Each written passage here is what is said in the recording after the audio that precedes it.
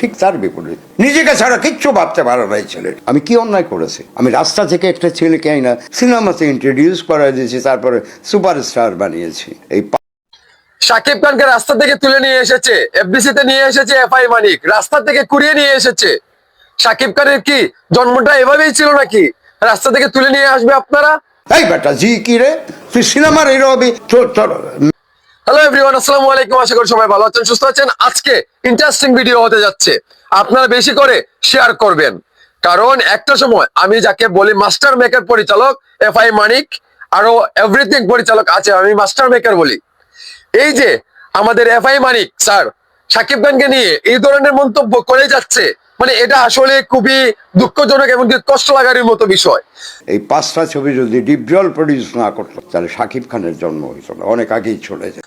এখন একজনকে আপনি খেতে দিয়েছেন, তখন যদি খেতে দিয়ে যদি আবার আরো 10 জনকে বলেন আমি ওকে খেতে দিয়েছি, এটা কেমন হয়ে গেল না? আমাকে সবাই চায়, আমারই গুণগান গায়। হ্যাঁ, ভালো কথা, আপনি তাকে নিয়ে কাজ করেছেন, ভালো কথা, এপিসোড করছে, আপনাকে বাবার আসনে বসিয়েছে, তাই বলে আপনি প্রত্যেকটা সাক্ষাৎকারে বা যখন যাই আসে না কেন তখনই আপনি বেড মন্তব্য করেই যাবেন? আপনি ভাত খাওয়াইছেন বিদায় আপনি কি প্রচার করবেন সারা বিশ্ব জুড়ে আমি শাকিব খানকে ভাত খাওয়াইছি? এতে আমাদের ইন্ডাস্ট্রির ধ্বংস।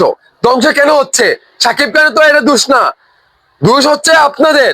আপনারা সিনেমা, ভালো মানের সিনেমা করতে পারেন না।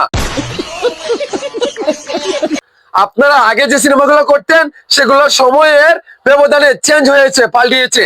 এখনের ছেলে মেয়েরা দেখতে চায় তামিল তেলুগুর সিনেমা, শত শত কোটি টাকার সিনেমা দেখতে চায়। কারণ আমার সিনেমা 50 লক্ষ টাকার সিনেমা কেন দেখবে মিডিয়া মানুষে 500-1000 টাকা খরচ করে? কারণ 500-600 কোটি টাকার সিনেমা আমরা দেখতে পারি এমবি খরচ করে। তাহলে আপনার এই বস্তা বস্তা সিনেমা কেন দেখবো? যাবি আমার লগে পাট খেতে? শাকিব খান এখন যে সিনেমাগুলো করছে মোটামুটি ভালো ভালো মানের সিনেমা করছে, যাতে ইন্ডিয়ার সিনেমা বা ভারতের সিনেমার সাথে বা বলিউডের সাথে কিছুটা হলে সমানসীন ভাবে বসে, যাতে দর্শকে দেখতে পারে তার সিনেমাটি। এটা কি শাকিব খানের অন্যায় হয়েছে?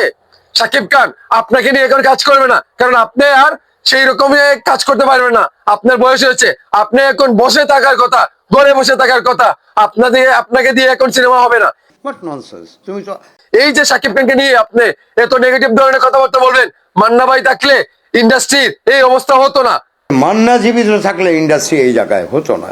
কি হতো মিয়া, কি হতো? অনেক কিছু হয়ে যেত। হ্যাঁ, আপনারা কি করতেন? আপনারা কি করতেন? শুধু তো সিনেমা টাকা নিয়ে আপনারা পড়ে আছেন, সিনেমা হল নেই। সরকারের অনুদানে আপনারা সিনেমা বানান, সরকারের তো বলতে পারে না একটা সিনেপ্লেক্স তৈরি করে দাও, একটা মাল্টিপ্লেক্স তৈরি করে দাও, সিনেমা হল একটা নির্মাণ করো। সেটা তো আপনাদের মাথায় আসবে না। সিনেমা করবে আর টাকাটা শুধু পকেটে ঢুকাবে, ব্যাংকে লোড করবে, দামি দামি গাড়ি কিনবে। এটা দিয়ে তো হবে না। শাকিব খানের সবকিছুতে শাকিব খানের দোষ।